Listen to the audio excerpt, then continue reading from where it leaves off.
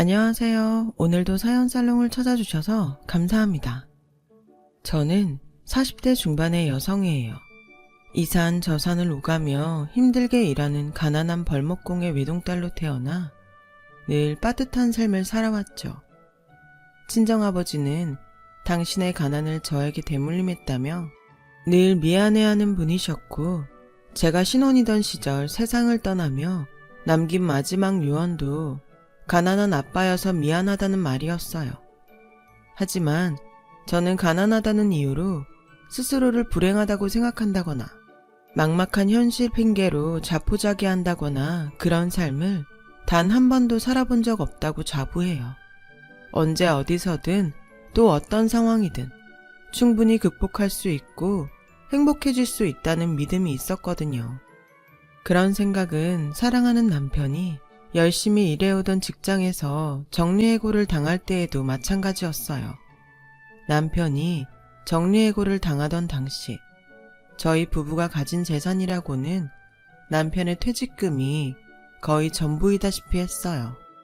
물론 돌아가신 친정아버지가 임종 직전에 많지도 않은 전 재산을 탈탈 털어 마지막 선물이자 유산으로 저에게 마련해준 땅이 있기는 했지만 솔직히 재산이라고 보기에는 애매한 상황이었죠. 아버지가 저에게 남긴 땅은 강원도 어느 깊은 산 중턱, 이어지는 도로 하나도 없는 그야말로 오지였거든요. 당연히 땅값은 헐값이라는 말로밖에는 표현할 수 없을 만큼 바닥이었고, 개발이 된다거나 누군가에게 그 땅을 판다거나 하는 기대 같은 건 품을 수도 없는 상황이었어요. 그저 매년 세금만 퍽퍽 나오는 통에 저희 부부에게는 일종의 골칫거리인 셈이었죠. 여튼 이래저래 어려움을 마주한 남편은 주저앉았지만 저만큼은 꿋꿋했어요. 요즘 왜 그래? 정리해고가 당신 잘못도 아닌데 자꾸 멍하니 기죽어서는 내 눈치만 보고. 나도 알아. 나도 내 잘못 아닌 거 아는데 내 잘못 아니라지만 괜히 미안하고 그러네. 내가 언제 자기한테 바가지 긁은 적 있어? 아니잖아. 돈 벌어오라고 눈치 준 것도 아니잖아. 근데 뭐가 미안하다는 거야?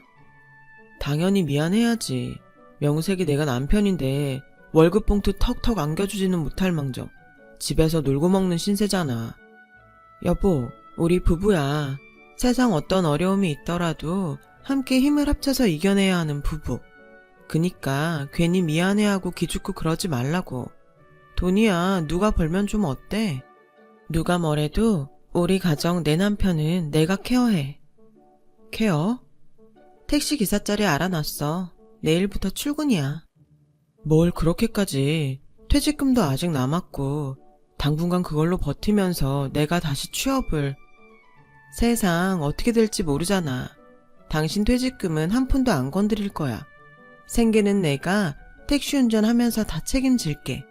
그리고 당신 재취업에 성공하는 그날까지 뒷바라지도 다 해줄게.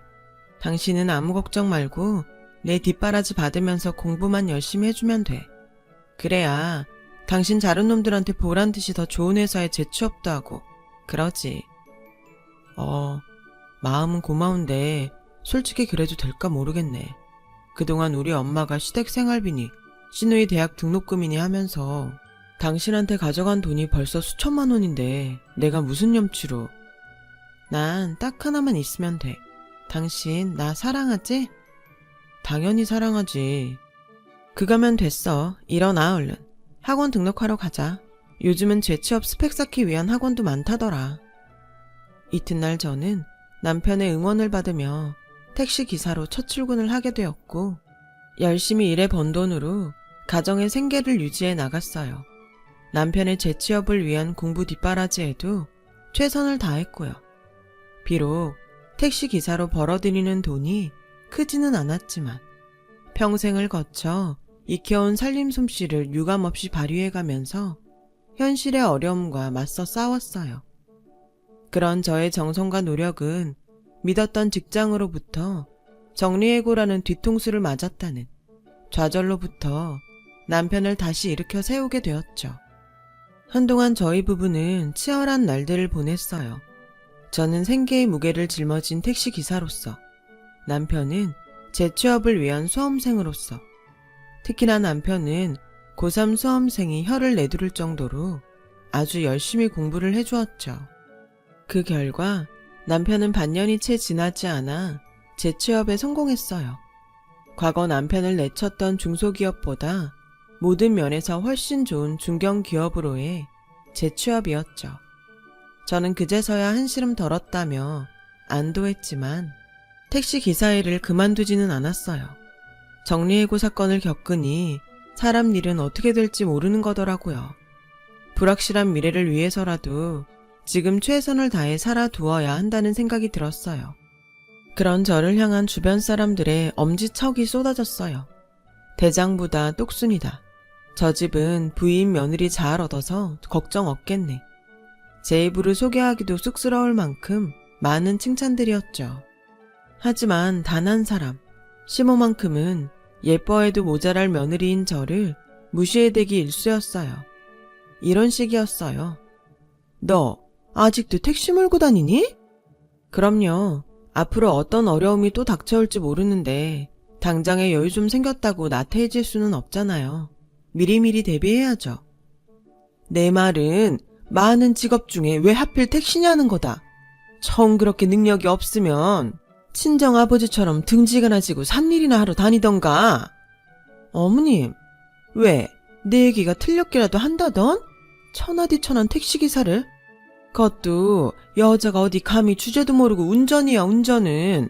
여자면 여자답게 집안에 조신하게 들어앉아서 밥상이나 꼬박꼬박 잘 차릴 것이지. 천해요? 택시 운전이 천한 일인가요? 여자는 운전대 잡으면 안 되는 건가요? 요즘 같은 세상에 그런 말이 어딨어요. 그건 어머님만의 편견이죠. 택시기사도 누군가한테는 자식 가르치고 가족 건사하는 소중한 직업이고 그렇게 일해서 아범 먹여 살리고 재취업까지 시킨 사람이 바로 저예요, 저. 암탉 울음소리가 담장을 넘으면 그 집에는 망조가 든 것이라고 옛말 하나 틀린 것 없구나. 웃긴 건요, 이런 시모가 시댁 생계의 거의 대부분을 저희 부부에게 손을 벌려대며 의존해왔다는 것이었어요. 시모 본인이 일해서 돈을 벌 생각도 능력도 없는지 한 달이 뭐다 하고 저희 부부를 불러다 앉혀놓고 돈 타령을 해댔죠. 언제는 용돈을 내놓아라, 또 언제는 생활비를 해놓아라. 심지어 늦둥이 시누이의 대학 등록금과 학교 다니는데 필요한 비용들까지 전부 저희 부부에게서 뜯어갔어요. 그렇게 시모가 저희 부부에게서 아름아름 가져간 돈이 늦둥이 시누이의 대학 등록금만 해도 수천만 원이었어요. 그 돈이 다 누구 주머니에서 나갔겠어요? 바로 제 주머니였죠. 더 문제는 시모가 저희 부부에게 경제적으로 완벽하게 의존하는 주제에 늦둥이 시누이와 저희 남편에 대한 차별이 아주 극심하다는 것이었어요. 물론 모든 사랑을 독차지하는 건 늦둥이 시누이 쪽이었죠.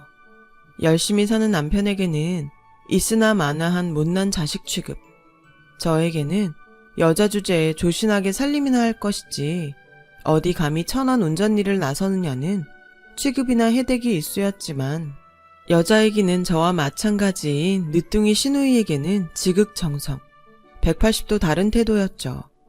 세상이 바뀌었으니 여자라는 이유로 살림 같은 허드렛 일은 할 필요 없다며 어화둥둥 내새끼였고요.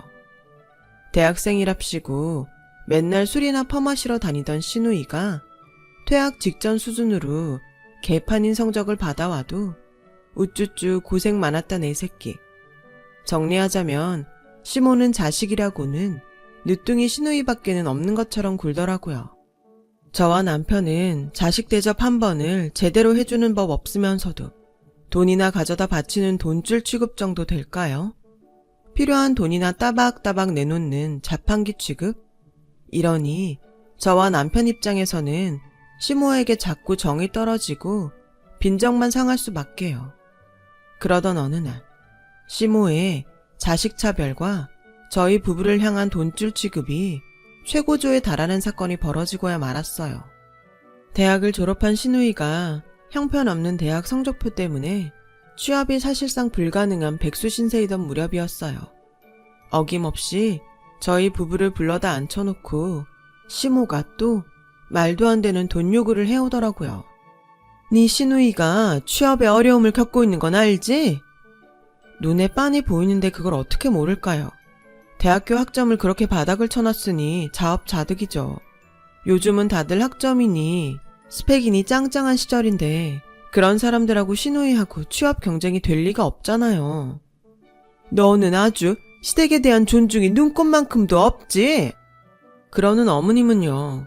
아버님이랑 저를 존중해 준 적은 있나요? 아니잖아요. 자식 대접은커녕 맨날 신우이랑 차별만 했잖아요. 그건 아범이 내 자식이라기에는 너무 한심한 인간이어서 그런 거고. 그러자 남편은 순간 발끈하는 게 눈에 보이더라고요. 그래요? 아범이 한심해요? 철마다 저희에게서 가져간 돈이 벌써 수천만 원씩이나 되는데 그 돈 따박따박 받아가지고 생활비니 신우이 대학 등록금에 학비까지 다 대놓고 그런 입장이면서도 아범을 한심한 자식 취급할 정도면 어머님 체면은 뭐 엄청 대단한 모양인가 봐요. 그쵸? 천한 택시나 모는 주제에 꼴랑 돈 몇천 가지고 생색은 아주. 누가 들으면 시댁에 수십억 해준 줄 알겠구나. 그 몇천이 없어서 매번 저희에게 손 벌린 사람이 누구냐고요. 네? 어디 대답을 좀 해보라니까요. 거 따져봤자 내 입만 아플 일이고 기왕지사 불러다 앉힌 김에 할 말은 해야겠다. 네 시누이가 취업이 안 되는 이유가 아무래도 남들 다 다녀오는 유학을 못 다녀와서 그런 모양이야. 그러니 너희가 좀 도와야겠다. 비행기 값이며 학비며 외국 가서 남한테 기죽지 않게 먹고 지낼 수 있도록 뒷바라지 좀 하라는 얘기야. 시누이 유학 비용 전부를 저희가 내라고요? 그동안 대학생이랍시고 가져간 돈들도 모자라서요? 또요? 어디서 눈을 세모나게 떴뜨기를? 우리 귀한 늦둥이 가르치는 일인데 명색이 손윗 사람들이 돼가지고선 가만히 구경이나 할 짝정이야? 해도 너무하니까 이러죠. 지금 저희가 그럴 돈이 어딨나요? 제가 왜 아직까지도 택시 일을 계속하고 있는지 진짜 몰라서 이러는 건가요? 아범 재취업한 지도 얼마 되지 않아서 유학비까지 내놓을 만한 여유도 안 되고 여유가 돼도 더는 내놓을 수가 없어요. 어머님도 부모고 사람이면 제발 양심 좀 있어 보라고요. 여유가 없기는 사돈 저 세상 갈 때 유산으로다가 남겨놓은 땅이 꽤 된다는 거 뻔히 알고 있구만. 일단 급한 대로 그 땅부터 팔아서 시누이 비행기부터 태워놓고 그 다음부터 들어가는 학비며 생활비며 뒷바라지는 너희 허리띠 졸라 매서라도 무조건 해놓거라. 그렇게 알고 있으마. 너무도 뻔뻔한 시모에 제가 차마 뭐라 대꾸해야 할지 멍하기만 하던 그때 남편이 그러더라고요. 진짜 가족이란답시고 이 사람 보기 민망하고 미안해도 그렇게 살았는데 그놈의 말 같지도 않은 돈 타령 좀 그만해. 그 땅이 어떤 땅인데 장인어른이 와이프한테 가난을 물려준 게 평생의 한이어서 떠나는 길에 마지막 선물이라도 주려고 그래서 가진 재산 다 털어서 마련해 주신 귀한 땅이야. 근데 그런 땅을 와이프를 위해서 쓰자는 것도 아니라 시누이 유학비 내야 하니까 팔아라? 우린 그렇게 못하지. 안 하지. 넌 가만히 있어. 어디 정리해고나 당하고 다니는 모지리가 끼어들 자리가 아니니까는. 엄마, 나 엄마 아들이야. 동생이랑 똑같이 엄마 배 아파서 낳은 자식. 근데 뭐요? 정리해고나 당하는 모지리? 지금 말 다 했어? 그래, 다 했다. 네가 오죽 답이 안 나오는 인간이면 내가 이렇게까지 할까? 늦둥이 딸내미가 우리 집안의 유일한 희망이고 무능한 너 대신 사랑하는 딸내미라도 번듯하게 잘 키워야 하겠으니까 이러지. 무능? 나 대기업까지는 아니더라도 남들은 못 들어가서 안달난 직장 다니는데 그게 무능? 진짜 그렇게 생각해요? 까짓것 꼴랑 중견기업? 그나마 언제 또 쫓겨날 줄 알고. 네 동생은 못해도 대기업 최소 억대 연봉 될 거야 이놈아. 됐다 됐어. 엄마 같은 사람이랑 우리가 더 무슨 말을 해. 가자 여보. 더는 상종할 가치도 없다. 이놈의 집구석은. 가긴 어딜 가. 너 지금 이게 무슨 짓이야. 똑똑히 알아둬요. 그동안 엄마랑 동생 먹여 살린 사람 와이프랑 나야. 그리고 솔직히 좀 고맙네. 핏줄이랍시고 그놈의 돈줄 지급? 그거 엄마 손으로 직접 끊어준 셈이니까. 곧장 시댁을 떠난 저와 남편은 다시는 시모와 마주하지 않기로 다짐했어요. 의절이죠. 그러고 나서도 저와 남편은 한동안 소가리를 하면서 힘겹게 지냈어요. 저희 부부에게는 시모의 폐악질로부터 받은 모욕과 마음의 상처를 다스릴 시간이 필요했던 거죠. 여전히 힘겨워하던 어느 날, 남편이 대뜸 바람도 쐴 겸 등산이나 하자며 저를 데리고 길을 나서더라고요. 이윽고 도착한 곳은 강원도 어느 깊은 산 중턱이었어요. 친정아버지가 저에게 유산으로 남긴 땅이자 시모가 팔아서 시누이의 유학비로 대라고 강요했던 바로 그 땅이었죠. 그야말로 오지였어요. 저희 부부가 그 땅을 팔지 않은 다른 이유가 있기는 했죠. 가만히 내버려만 두어도 금덩이가 줄줄 자라나는 땅이니 억만금을 준다고 해도 절대 팔아서는 안 된다는 친정아버지의 유언이 있었거든요. 저희 부부는 친정아버지의 유언 때문이라도 그 땅을 팔지 않으며 버티고는 있었지만 솔직히 속으로는 그 땅이 도대체 무슨 이유로 금덩이가 줄줄 자라나는 금싸라기 땅이라는 유언을 남겼는지 전혀 몰랐어요. 그때까지만 해도 그랬어요. 그런데 간만에 바람 쐬니 기분은 좋다며 콧노래 흥얼흥얼 등산을 하던 남편이 문득 무언가를 발견하고는 기겁하더군요. 여보. 왜? 뱀 나왔어, 뱀? 아니, 뱀이 아니라 금이야. 무슨 소리야. 여기가 광산도 아닌데 금이라니. 진짜 금은 아닌데. 암튼 여기 좀 봐봐. 아니다. 주변이 싹 다 금천지네. 저는 그제서야 남편이 가리키는 주변을 유심히 훑어보았고 또 그제서야 지천으로 깔려있는 무언가를 발견하고는 저도 모르는 사이에 목청이 터져라 신밧달을 외치고야 말았어요. 그치, 이거 산삼 맞지? 나무 떼거리로 깔려있길래 혹시나 싶었는데 산삼 확실하지? 내가 누구야? 평생 산에서 일한 벌목공 딸내미. 어릴 적에 아빠가 캐다 준 거 몇 번 봤어. 이거 전부가 산삼 확실하고 감정을 정확히 받아봐야 알겠지만 이 정도면 100년도 거뜬히 넘어. 100년삼이라고. 심지어 자연산. 맞아요. 발에 치이고 밟힐 정도로 지천에 깔린 것은 100년산은 거뜬히 넘고도 남아 보이는 자연산 산삼들. 더 놀라운 건 거기서 끝이 아니었다는 거죠. 그거 알아, 여보? 사방에 널려져 있는 저거 있지? 저거 싹 다 송이버섯이야. 자연산 송이버섯. 그랬던 거더라고요. 친정아버지가 임종 직전 얼마 되지도 않는 전 재산을 탈탈 털어 소위 똥땅이라는 깊은 산 중턱 땅을 사놓은 것도, 가만히 내버려만 둬도 금덩이가 알아서 줄줄 자라나는 금싸라기 땅이라는 유언도, 그 모두가 평생을 벌목공으로 이사한 저산을 오가며 살아오셨던 친정아버지의 해안이었던 거예요. 친정아버지의 고된 삶의 경험이 부르는 게 값이라는 자연산 송이버섯과 자연산 백년산이 집단으로 자생하는 자생지를 알아보게 해주었던 거죠. 그리고 비로소 저와 남편은 친정아버지의 깊은 뜻과 비할 데 없는 사랑을 모두 이해하게 되었어요. 임종을 앞둔 아픈 몸으로 이 험한 산을 직접 오르며 마침내 금싸라기 땅을 찾아낸 친정아버지의 깊은 사랑을. 그날 등산을 마친 저희 부부는 친정아버지의 산소를 찾아 인사를 드렸어요. 세상을 떠나는 순간마저도 당신은 참 훌륭한 아버지였다고요. 그리고 약속도 드렸어요. 앞으로도 예전처럼 성실하게 열심히 잘 살아가겠다고요. 그래서 저희 부부는 자연산 송이버섯과 백년삼을 팔아 마련한 돈으로 당장에 호의호식하기보다는 미래의 삶을 위한 투자를 하자고 마음을 맞추었어요. 그 투자는 바로 마침 경영난을 겪고 있던 제가 근무해 오던 택시회사를 인수하는 것이었죠. 물론 저희 부부를 아껴준 지인들께 백년 산삼 한 뿌리씩 선물로 감사를 전하기도 했고요. 이후 모든 일이 순조롭게 풀려나가기 시작했어요. 어쩌면 친정아버지가 하늘에서 지켜주신 덕분일지도 모르죠.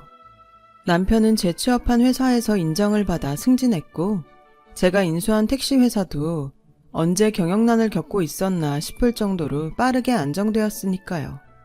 하루하루 번창하던 저희 택시 회사는 운행하는 차량을 늘리기로 했고 늘어난 택시 숫자만큼의 인력을 충원하기 위해 새 택시기사 모집 공고를 내걸었죠. 그런데 무심코 면접장에 들어선 저는 한 지원자의 얼굴을 마주하기 무섭게 눈을 의심했어요. 차림은 남루한 행색에 얼굴은 당황한 기색에 역력한 시모였거든요. 얘기는 들어서 알고 있었단다. 사돈이 남긴 유산이 금싸라기 땅이었다지?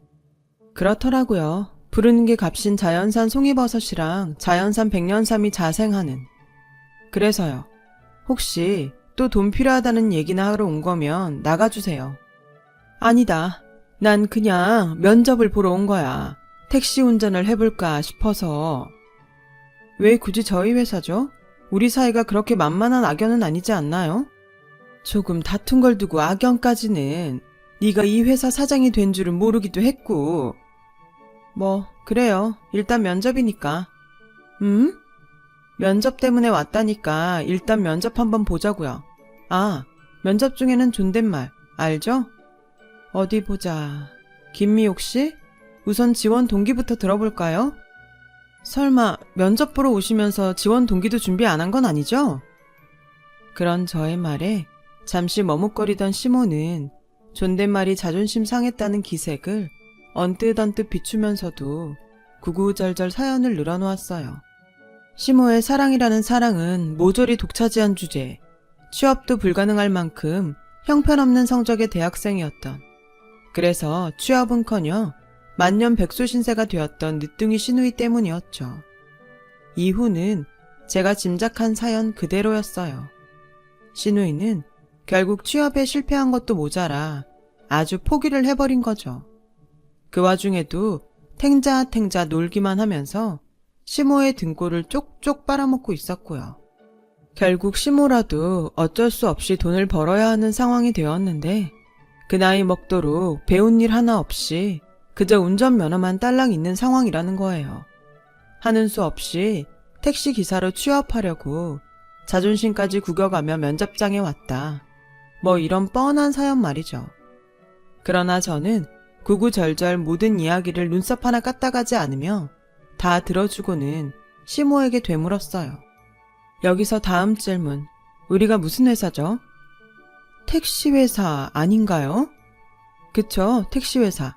택시 운전 일은 천하지 천한 일이라고 업신여기던 분께서 택시회사에 지원했어요. 맞죠?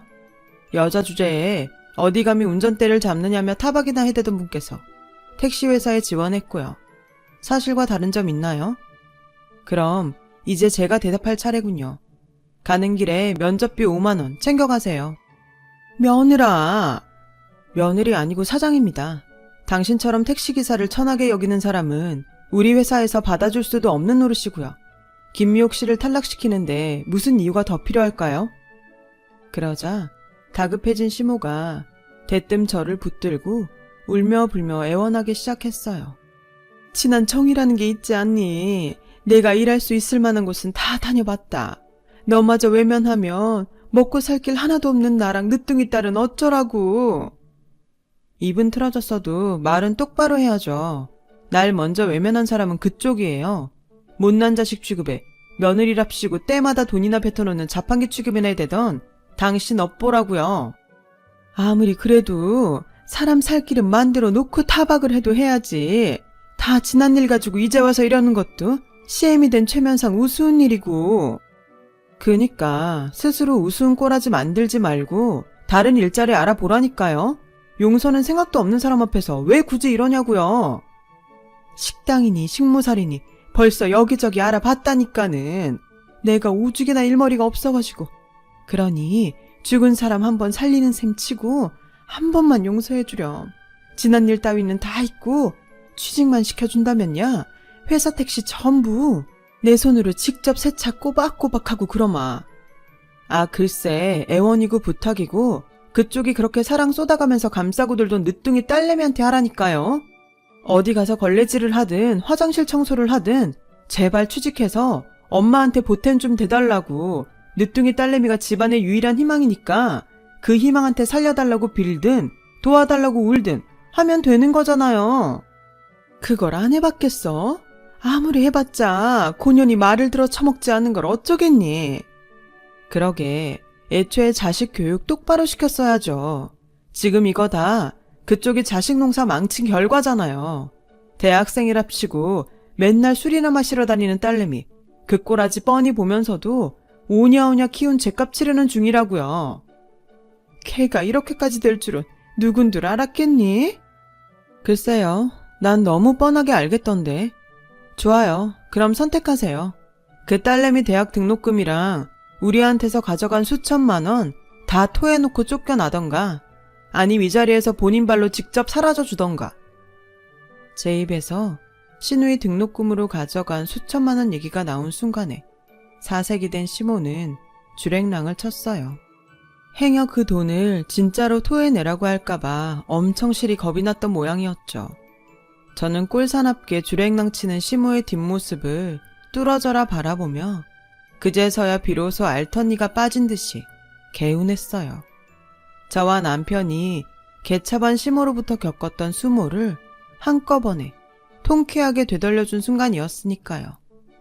저는 택시회사가 무척이나 번창한 덕분에 최근 회사 하나를 더 인수했어요.